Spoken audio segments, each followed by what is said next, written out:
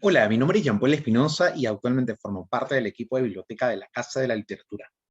La presente grabación integra el tercer ciclo de ensayos que tendrá como finalidad leer y comentar poemas que aborden directamente el tema de la nación en la poesía peruana publicada a lo largo del siglo XX. Ya como he mencionado en videos anteriores, me propongo básicamente explorar las características principales del modo en que estos poemas imaginan la nación. Así pues, voy a brindar algunos apuntes respecto a la forma, el contenido, el contexto, los planteamientos ideológicos y demás. Sin más preámbulo, presentaré el texto seleccionado de hoy. Se trata de Marcelino Carreño, que ustedes pueden verlo en pantalla. Es un poema de Tulio Mora, poema que apareció por primera vez en el libro Cementerio General, el cual fue publicado en el año 1989 por la editorial Lluvia. Debo hacer unas cuantas precisiones antes de leer el poema completo para que podamos tener un contexto más claro. Vean, Marcelino Carreño, así como las otras composiciones que forman parte del Cementerio General, recrea el discurso de un personaje fallecido y que cumplió un papel significativo en la historia del Perú. Tulio Mora se propuso en Cementerio General ceder una voz a aquellos individuos que, pese al rol que desempeñaron en su tiempo, no obtuvieron un reconocimiento público en los archivos de la, entre comillas, historia oficial. Voy a leer brevemente qué señala Tulio Mora acerca de Marcelino Carreño. Atención. Marcelino Carreño, guerrillero indio que participó activamente en la independencia del Perú. Se unió a San Martín y posteriormente colaboró con Bolívar. Algunos historiadores creen que murió en la batalla de Ayacucho, la última batalla que libraron independentistas y colonialistas. El hecho que su nombre no aparezca entre los héroes de la independencia se debe a que la historia oficial del Perú ha prescindido de los personajes indios. Según el historiador Pablo Macera, esta etapa histórica del Perú, nada modificó la situación de los indios, que eran la mayoría. Antes bien, en muchos casos, la empeoró. Esas son palabras del propio Tulio Mora, el autor de este poema, y que ya nos ubican en algunos datos esenciales de Marcelino Carreño. Bueno, ahora sí daré una lectura en voz alta al poema y después pasaré a comentar mis impresiones. Marcelino Carreño. ¿Ustedes han visto sobre la pampa de quinoa, entre el cascajo y las secas tunas, unos huesos demasiado sucios para ser reconocidos? Me pertenece. Están allí como la yesca inculta con que los niños pintan los nombres sonoros de los héroes del Perú. Dura es mi cama, como en vida, repetido mi ayuno. Agreguen además las lluvias y los perros, los huesos de los muertos más recientes de Ayacucho. De nada sirve. Despliego las verdades de mis gestas como un vendedor ambulante. Transpiro el aire asociativo a las exudaciones gloriosas, liberté, igualité, fraternité, para reñir conmigo mismo, como en vida.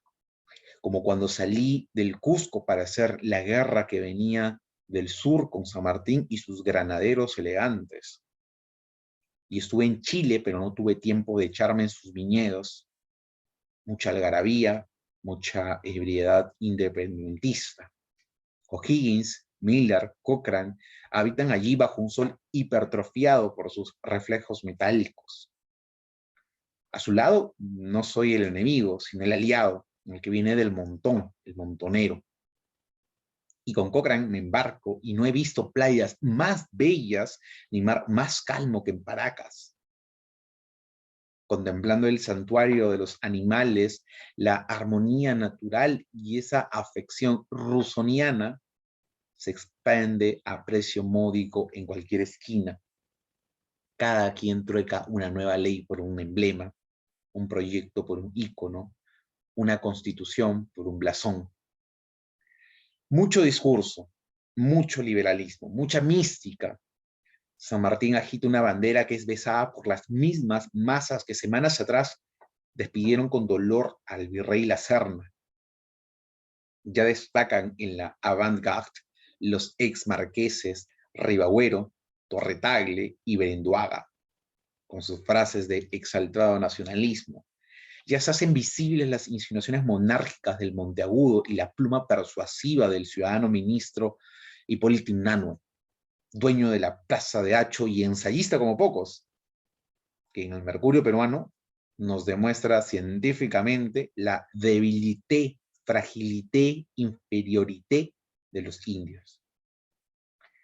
Los intelectuales orgánicos de una colonia en quiebra son los intelectuales orgánicos de una republiqueta en un tubo de ensayo. Ya hay un estilo, es la peruana blandura. Coquetea, desprecia y olvida en un proceso sincrónico en el que intervienen el serrucho, la franela y la virtuosa caligrafía de la intriga. Es un principio físico, y yo lo descubro desde mis campos de batalla, donde son mis medallas, sarpullidos, sed intensa y heridas que brotan como flores. En Cahuachi, mis hombres agonizan sobre la posta humeante de las mulas. En Copari, el crujir de sus huesos es como el frotar de 1000 guijarros del lecho seco de un arroyo. Son sus trajes puros remiendos y sus armas la chatarra. Sus nombres, Cuyuhuanca, Cairo, Terreros, Maita, Castañarri, Cuyubamba, Huabique, no aparecen entre las firmas del Acta de la Independencia del Perú. Lo mismo da. Ya hemos sido clasificados por el mismo veredicto: indio, jetón, gavilán, bárbaro, ignorante. Retórica insurgente. Pero no se confunda. Aún no somos el enemigo, sino el aliado, el que viene del montón, el montonero. Además, la guerra continúa. San Martín se aleja encapotado en sus enigmas. Casta viudez a lo Machado. Misoginia. Y cede el escenario al libertador Bolívar. Todo se desploma a su paso. Los ex marqueses no se ponen de acuerdo hasta encontrarse en el bando de los españoles, pero ¿cuándo salieron de él? Se pregunta el Populorum. Tenemos a fuerza que creer en la diáfana elocuencia del venezolano. Yo le envié alimentos en tiempos de escasez. Guerreo en los valles cusqueños, incendio Maranga, salvo por un pelo en Ica como alma que lleve el diablo, y estoy en Tarma y organizo montoneras en Cerro de Pasco, distribuyo espías en Apurímac. A esas alturas mi cansancio no tiene dudas ni días de guardar. Ellos, los Bolívar, Sucre, La Mar, Santa Cruz y todos los demás, ganaron sus guerras y nosotros las heridas. Díganlo si no las batallas de Junín y Ayacucho, que me sacuden de pesadillas y la muerte me vuelve a subir por las espuelas. Bien, ese ha sido el poema Marcelino Carreño de Tulio Mora. Recordemos que en esta primera edición de Cementerio General, Tulio Mora decidió utilizar las iniciales M.C. con la fecha desconocida de nacimiento de Marcelino Carreño, pero sí la fecha más segura de su fallecimiento, que fue 1824. Lo primero que me gustaría indicar es que el poema adopta una postura contestataria frente a la historia oficial. Notarán que algunos personajes, los más célebres que aparecen en la documentación a propósito de los inicios de la República, son puestos aquí bajo otra mirada, una mirada un poco inquisidora. Me parece que lo que hace Tulio Mora es desmitificar todos aquellos hechos y figuras que se habían instalado en el sentido común y que ciertamente se constituían como íconos nacionales. Es muy interesante al respecto que uno de los últimos versos mencione ellos, los Bolívar, Sucre, La Mar, Santa Cruz y todos los demás ganaron sus guerras y nosotros las heridas. Resulta evidente que la voz que se manifiesta aquí cuestiona el accionar de esos nombres emblemáticos de la historia para exponer que no fueron ellos verdaderamente los que arriesgaron su vida por la nación. O no solamente ellos, sino hubo una masa anónima de individuos que entregaron sus cuerpos al accionar emancipatorio. Y en ese sentido creo que lo que el poema hace aquí es una operación ideológica cuyo objetivo es, primero, marcar una distancia con las representaciones más tradicionales de los archivos de la patria, y segundo, que es lo más importante, reescribir la historia desde la perspectiva de los seres que quedaron al margen de los pergaminos oficiales, digamos. Empezaré por lo primero. Por lo primero podríamos señalar que el yo poético de Marcelino Carreño elabora un discurso que rompe con esa práctica frecuente en algunos sectores que consiste en construir un culto a los antepasados, que entre comillas lucharon por la independencia. Y también niega la formación de un pasado glorioso y profuso en valores. En suma, todo ese conjunto de ideas según las cuales el embrión de nuestra historia republicana estuvo caracterizado por hazañas y sacrificios y principios de libertad y soberanía y demás.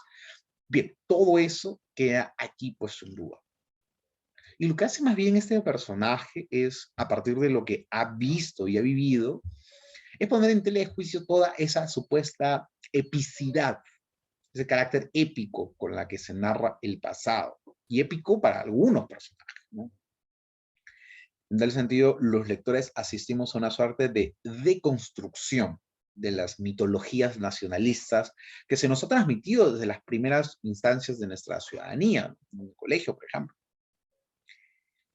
Eso por un lado. Pero por el segundo objetivo, el de la reescritura de la historia, podemos hurgar en aspectos igualmente interesantes.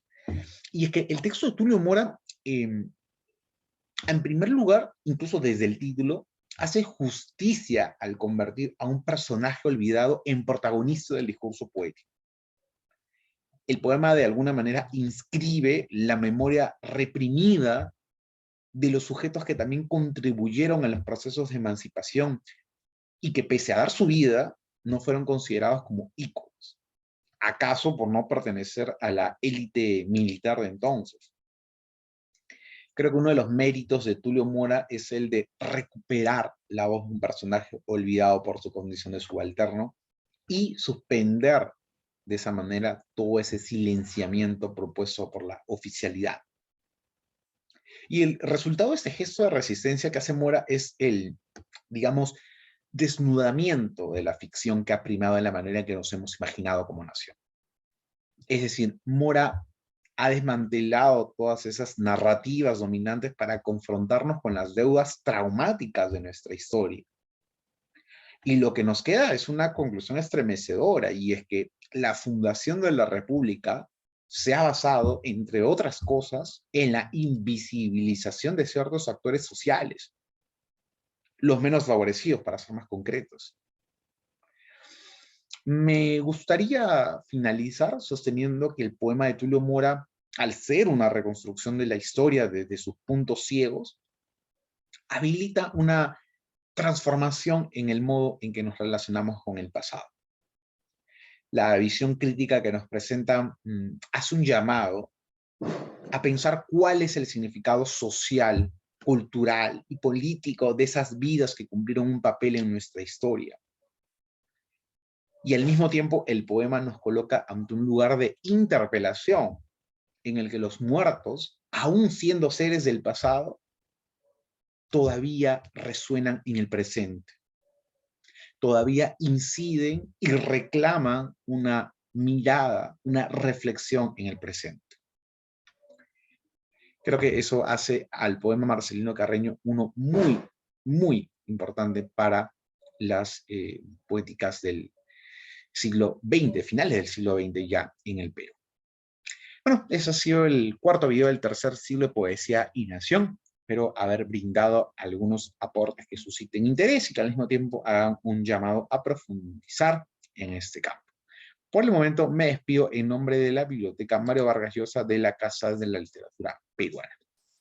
Hasta luego. Muchas gracias.